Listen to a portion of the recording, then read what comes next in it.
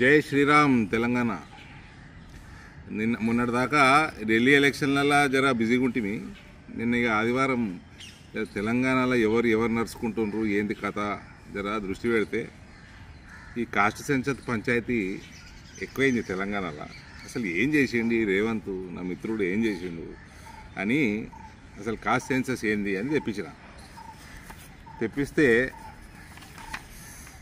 ఇది 7వ తారీఖు హిందూ దినపత్రిక, మంచి దినపత్రికనే. ఫిబ్రవరి 6వ తారీఖు రేవంత్ రెడ్డి గారు అసెంబ్లీలో మాట్లాడి ఉన్నట్టు చెప్పాడు.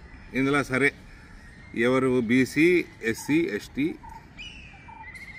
ఫార్వర్డ్ కమ్యూనిటీ అండ్ ముస్లిం మైనారిటీలు సంఖ్యలు చెప్పిండు, పర్సంటేజీలు చెప్పిండు. క్రిస్టియన్లు లేరు మన తెలంగాణలో రేవంత్ రెడ్డి లెక్క ప్రకారం. మరి ఇదేందో ఆయనే చెప్పాలి. ఒకటి, సో 3,54,75,554 పాపులేషన్ అన్నట్టు ముఖ్యమంత్రి గారు చెప్పారు. ఇది నేను చెప్పింది కాదు, వాళ్ళు చెప్పింది కాదు, రేవంత్ అసెంబ్లీలో మాట్లాడిందంట, హిందూ దినపత్రిక చేసి. సరే, నేను ఇంకా మా వాళ్ళకి ఫోన్ చేసి మా వానికి చెప్పి అసలు తెలంగాణలో ఎలక్టోరల్ రోల్ ఎంతున్నది, ఎలక్షన్ కమిషన్ వెబ్సైట్లకి వెళ్ళి తీయండి అంటే ఈ 33 జిల్లాలు అసెంబ్లీ నియోజకవర్గాల వారీగా ఇచ్చిండ్రు సంఖ్య. లేటెస్ట్ 3,27,27,925 ఓటర్లు. ఓకే, ఇది 3,55,00,000 దాదాపు, ఇది 3,35,00,000 పైన, అంటే సుమారు 19-20 లక్షల మంది నాన్ ఓటర్లు ఉన్నారు మన జనాభాలో, అంటే 18 సంవత్సరాల లోపల. సరే, ఇంకో పంచాయతీ ఏంది అసలు, ఏంది ఇది, ఇంతేనా ఉంటారా అని నేను అసలు 18 సంవత్సరాల లోపల మైనర్లు ఎందరు ఉన్నారు జర తీని లెక్క అన్న. సో తెలంగాణ రాష్ట్ర ప్రభుత్వం యొక్క పోర్టల్లోకి వెళ్ళి తీస్తే 0 నుంచి 6 సంవత్సరాల లోపల ఉన్న పిల్లలు 38.99, అంటే 39 లక్షల మంది పిల్లలు ఉన్నారు 6 సంవత్సరాల లోపల.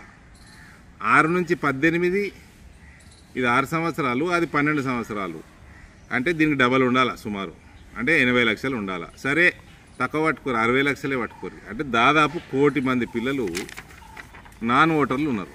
అంటే జనాభా ఎంత కావాలండి, 335 ఓటర్లు 1 కోటి మంది, ఇది 435 కంటే తక్కువ జనాభా ఉండదు.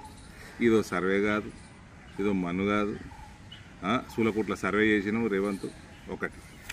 రెండవది, ఈ కులం పంచాయతీ మొదలుపెట్టాడు దీంతో చేసి, నా కులం పెద్దది, నీ కులం పెద్దది, ఈ పంచాయతీ ఎక్కడున్నా కూడా భారతీయ జనతా పార్టీలో ఉండకూడదు.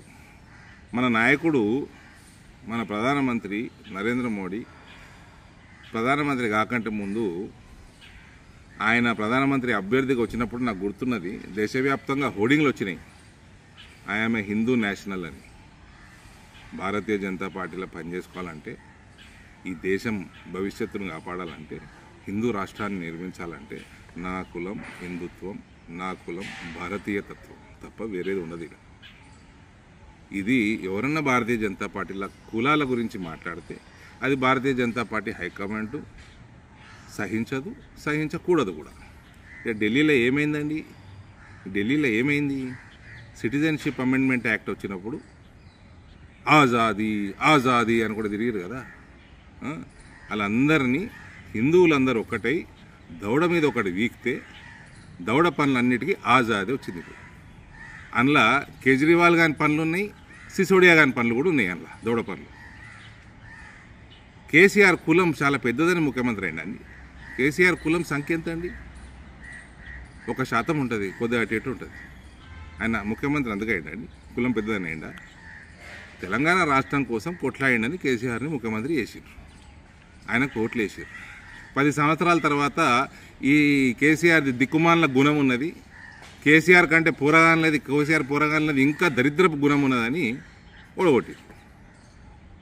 ఇక్కడ కులం కాదు, గుణం ముఖ్యం రాజకీయాలలో.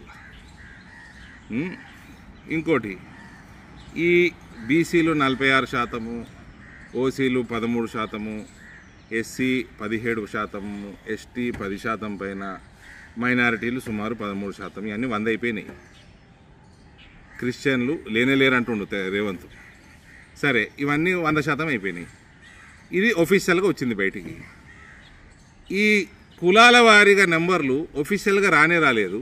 ఈ లీకులు ఏంది? దమ్ముంటే రేవంత్ ఏదైతే లీకులు ఇస్తుండ్రో, మీరు ఇస్తుండ్రా, ఆ కేసీఆర్ ఇస్తున్నాడా, టీఆర్ఎస్ వాళ్ళు కలిసి చేపిస్తున్నారా, ఇదంతా రాజకీయము, బీజేపీ వాళ్ళు ఎవరైనా బుట్టలు పడుతుండ్రా, తెలిసి పడుతుండ్రా, తెలియక పడుతుండ్రా, కావాల్సుకొని పడుతుండ్రా, ఇదంతా తెలవాలంటే ఒఫీషియల్ చేయండి నెంబర్లు. గంట సేపట్లో అవి తప్పని రుజువు చేస్తా. గంట సేపట్లోనే ఇప్పుడు లీక్లలో వచ్చేటి అన్నీ. కాబట్టి రాజకీయాలలో రాష్ట్రానికి కానీ దేశానికి కానీ కులం కాదు, గుణం ముఖ్యం. భారత్ మాతాకి జై.